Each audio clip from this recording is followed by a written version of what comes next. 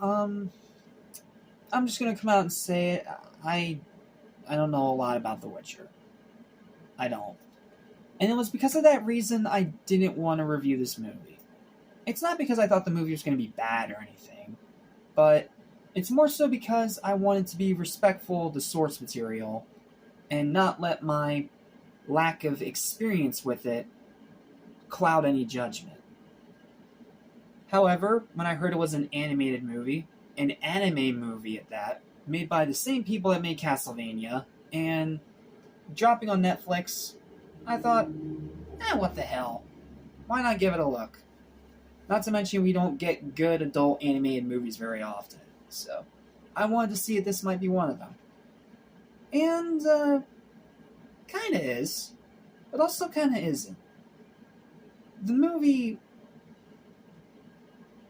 it's probably not a good introduction to this IP at all, but I didn't hate myself while I was watching it. I didn't think it was like awful, terrible dumpster fire garbage. No. It's not War of the Rohirrim. It's not a half-assed piece of garbage. It's actually a decent film. Apparently based on one of the best short stories from the actual series.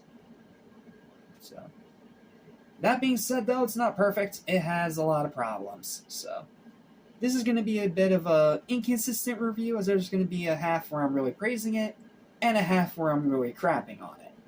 But, trust me when I say, it's just my opinion. If you really love this movie, I can understand. If you really hate this movie, like Alex from Angry Joe's show does, I can understand. But me personally, I just thought it was a decent time. So, let's talk about it. What's up? What's happening? What's going on, everybody? Welcome back to Research Station, your relationship animation, including TV and movies. I'm your host, Justin Small. Welcome to my review of the latest animated offering from the Witcher franchise, titled The Witcher: Sirens of the Deep. Now, I initially didn't even know that this movie was a thing until I was putting together my schedule for this year at the end of last year. I was going through a bunch of different sites and looking at the release dates of movies coming out this year. And I saw this one on there, and I'm like, oh, interesting. But I'm not sure if I'll really want to review it. And then I did some research, I found out it was an animated movie, and it was like, oh, now I have to review it, because animation's literally the name of this damn channel. So if I just skipped it, it wouldn't feel right, regardless of how many people do or don't watch it. So, because of that, I decided, despite my lack of inexperience with the source material and the overall franchise itself, outside of some recognition, I'm still going to review it.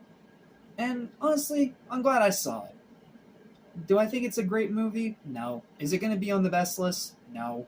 But it was a good time. It wasn't amazing, but you know what? I will take something watchable over a piece of garbage any day of the week. So, without further ado, here's my long, detailed, mostly spoiler-free written review for this movie. I hope you enjoy. Witcher fans, please don't kill me in the comments section. Here we go. Not gonna lie, I wasn't sure if I'd review this one. It's not because of the film itself or anything like that, but more so because I'm unfamiliar with its source material and haven't really dived into its very expansive lore. It's not as expansive as Five Nights at Freddy's, but it's still very expansive and very intricate. I know of Geralt and Cersei, and it is set in adult medieval fantasy, kind of like Game of Thrones. But, other than that, I know pretty much nothing. That's about it. However, though, with this being an anime movie done by some of the same alumni as Netflix's other anime-style video game adaptation, Castlevania, and with a fourth mainline game on the horizon, I decided to add it to my schedule and finally dive into my first true experience with the Witcher franchise by giving this film a watch. And honestly, it's not half bad. Sure, it's not great, and it does have many, many problems. But overall, I actually had a pretty good time with it. It's a decent animated movie, and a solid way to kill 90 minutes. Pros: great voice acting, especially from Geralt, who's actually voiced by his in-game voice actor. Yeah, it's not some weird Hollywood stand-in or anything. It's actually his in-game voice actor. Similar to Scorpion's Revenge, when Patrick Seitz, aka the English dub voice of Jiren from Dragon Ball Super and Endeavor from My Hero Academia, reprised his role as the NetherRealm Ninja from way back in Mortal Kombat vs. DC Universe, which is really nice to see carry over into other projects outside of the games. Much like, I know I make a lot of comparisons to this franchise, but it's literally the first thing that comes to my head when I think of situations like this. It's much like Colleen O'Shaughnessy voicing Tails in both mainline and movie universes of Sonic. The anime-style animation, while not on par with Castlevania, nowhere near that good. It's still really good. It's still plenty detailed, it still has a lot of flow, it still has a lot of really good... It's hard to really explain, but it's really good animation. It's really good. It's not made by an anime studio, but it does a good job replicating the anime style, and unlike War of the Rohirrim, it does not look like a cheap piece of crap. Never reviewing that movie, by the way. It was so boring, I did not care.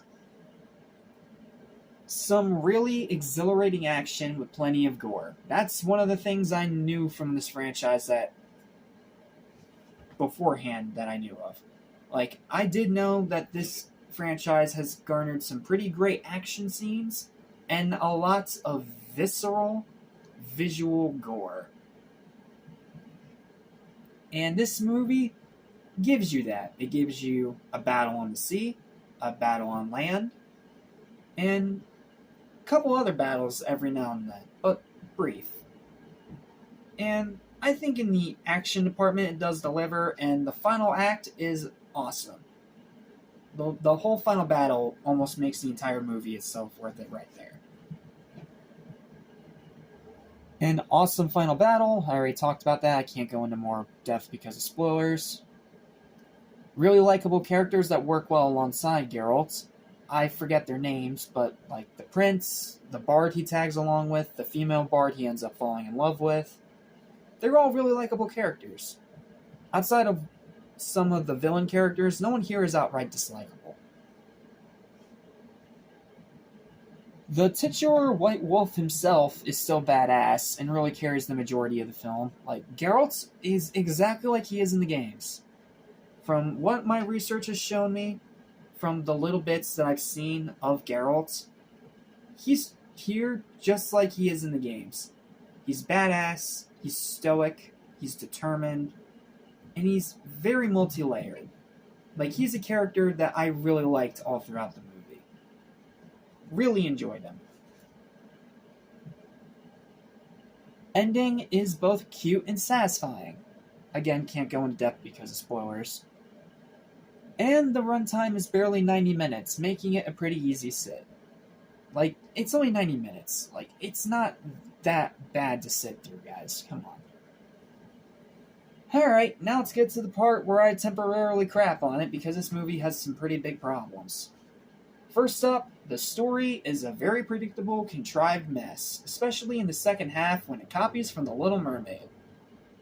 Now, I did some research after watching this movie, and I did find out that that is how it is in the story, too. It is inspired by The Little Mermaid. But still, I feel like they could have made it a little less blatant. Not to mention the story itself is predictable, it's contrived, and it's just very, very messy.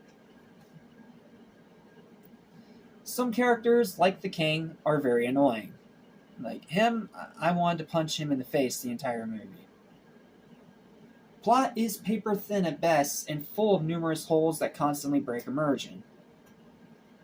Again, I can't go into too much detail about it because of spoilers, but yeah, the plot's paper thin at best.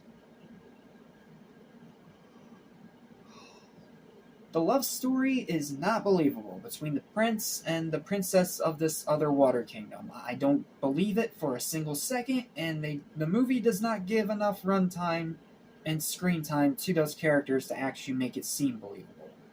It's more just a plot device than anything else.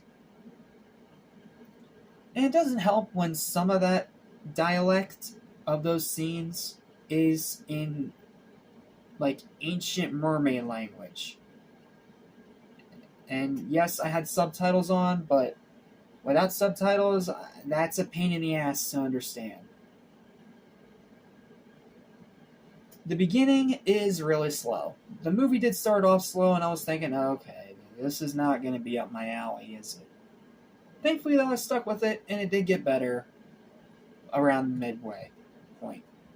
And rewatchability is middling. Maybe it's because I'm not super familiar with this IP. A lot, again, like Five Nights at Freddy's, where I barely know anything.